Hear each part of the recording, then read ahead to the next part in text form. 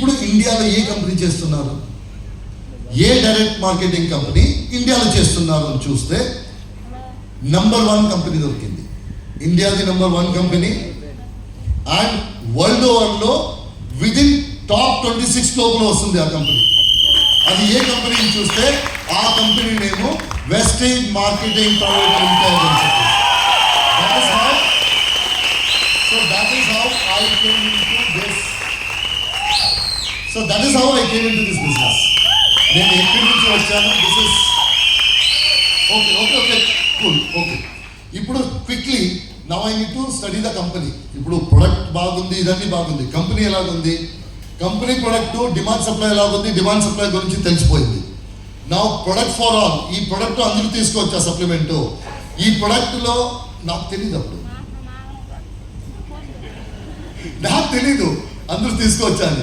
నేను చూస్తున్నాను, నేను ఇది విమెన్ తీసుకోవచ్చా లేకపోతే జెంట్స్ తీసుకోవచ్చా, చిన్న చిల్డ్రన్ తీసుకోవచ్చా, సీనియర్ సిటిజన్ తీసుకోవచ్చా అని చూస్తే ఇది అందరూ తీసుకోవచ్చు ఈ ప్రొడక్ట్ నేను తెలిసింది. So that is a good sign. Product result oriented ఉందా, ఎందుకంటే ప్రొడక్ట్ రిజల్ట్ ఓరియంటెడ్ ఉంటే మాత్రం మనం బిజినెస్ చేయడానికి అవుతుంది.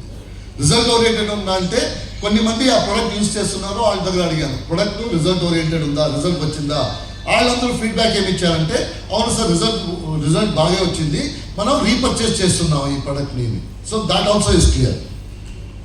ప్రైస్ సూటబుల్లా వాళ్ళ దగ్గరనే అడిగాను, మీరు ఇప్పుడు రీపర్చేస్ చేస్తున్నారు కదా, ప్రైస్ ఎలాగా, కాస్ట్లీ ఉందా, తక్కువ ఉందా, సార్ ఏమేమి ఉపయోగం ఉంది అదికి కంపేర్ చేస్తే this price is all right. ఏం ఉపయోగం ఉంది అదికి కంపేర్ చేస్తే this price is all right, మనం అందరూ పర్చేస్ చేసుకోవచ్చు. మార్కెటింగ్ ప్లాన్లో డబ్బు ఉందా, ఈ బిజినెస్ చేస్తే డబ్బు సంపాదించవచ్చా, ఎందుకంటే నేను వచ్చింది అది ప్రొడక్ట్ కోసం కాదు, అల్టిమేట్లీ నేను బిజినెస్ చేయాలి, బిజినెస్లో డబ్బు సంపాదించాలి అని చెప్పేసి నేను వచ్చాను. సో డబ్బు ఉందా ఈ కంపెనీ, ఈ మార్కెటింగ్ ప్లాన్, ఈ బిజినెస్ చేస్తే, ఈ ఫుడ్ సప్లిమెంట్ వెస్టేజ్ కంపెనీ కూడా చేస్తే డబ్బు సంపాదించవచ్చా, పెద్ద క్వశ్చన్. అప్పుడు అది ఎలా కనుక్కోవచ్చు, ఎవరెవరు ఆ బిజినెస్ చేస్తున్నారో వాళ్ళు సంపాదిస్తున్నారా లేరా చూడాలి. ఎవరెవరు ఈ బిజినెస్ చేస్తున్నారో వాళ్ళు సంపాదిస్తున్నారా లేరా, అప్పుడు చూస్తే ఇలాగైతే మీటింగ్లో చూస్తే చాలా మంది లీడర్స్ వచ్చారు, హౌస్ వైఫ్స్ వచ్చారు, స్టూడెంట్స్ వచ్చారు, రిటైర్డ్ పర్సన్ వచ్చారు, ఫుల్ టైమర్స్ వచ్చారు, పార్ట్ టైమర్స్ వచ్చారు. వాళ్ళందరూ వాళ్ళు చెప్పారు నేను ఈ కారణం కోసం ఈ బిజినెస్ వచ్చాను, నేను పార్ట్ టైం చేస్తున్నాను. ఆ టైంలో వాళ్ళు చెప్తున్నారు నాకు 20,000 రూపీస్, నాది 25,000 రూపీస్, నాది 22,000 రూపీస్. నేను స్టూడెంట్ వచ్చేసి చెప్పాను నాకు 14,000 రూపీస్ ఉంది, నేను చదువుతున్నాను, ఇది బిజినెస్ చేస్తున్నాను. ఈరోజు ఇప్పుడు నేను ఫీజు ఇంటి నుంచి తీసుకోవట్లేదు, నేనే ఫీజు కడుతున్నాను, నేనే ఇచ్చేస్తున్నా, ఇదన్నీ ఎక్స్పీరియన్స్ చెప్తున్నాను, అది చూసి అనుకున్నాను. ఓకే, వీళ్ళు సంపాదిస్తున్నారంటే నేను సంపాదించవచ్చు, సింపుల్ as that. వీళ్ళు సంపాదిస్తున్నారంటే నేను సంపాదించవచ్చు. నాకేం చేయాలి, వీళ్ళు ఏం చేస్తున్నారో అదే చేయాలి.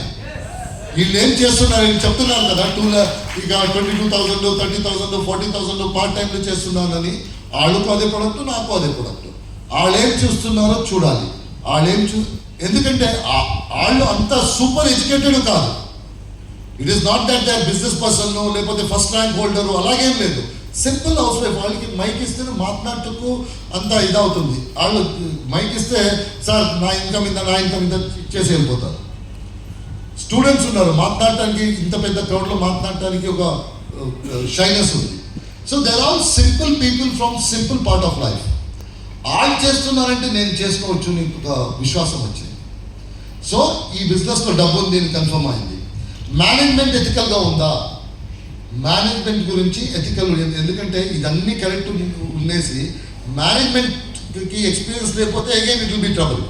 నేను టైం పెడతాను ఇదని చెప్పేసి ఆఫ్టర్ 3 years కంపెనీ క్లోజ్ అవుతాయి, దాన్ని ట్యాక్సెస్ ఇస్తున్నారా, టైంలో గవర్నమెంట్ పాలసీస్ ఫాలో చేస్తున్నారా, ఎవరు ఈ కంపెనీ నడుస్తున్నారో వాళ్ళకి ఈ బిజినెస్ గురించి నాలెడ్జ్ ఉందా, ఇదన్నీ చూస్తే గౌతమ్ బారి గారు ఆ టైంలో he had 35 years of knowledge in network marketing. Kamalveer గారు 20 years of knowledge, Deepak Sood గారు 25 years ఆఫ్ నాలెడ్జ్. వీళ్ళందరూ పెద్ద పెద్ద కంపెనీలో పనిచేసేసి తర్వాత కంపెనీ పెట్టారు. సో వీళ్ళకి కంప్లీట్ నాలెడ్జ్ ఉంది.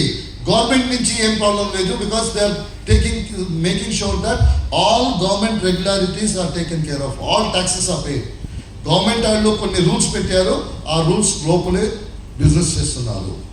ఇదన్నీ చూసుకొని Then I started doing this business. This is how I came into this business.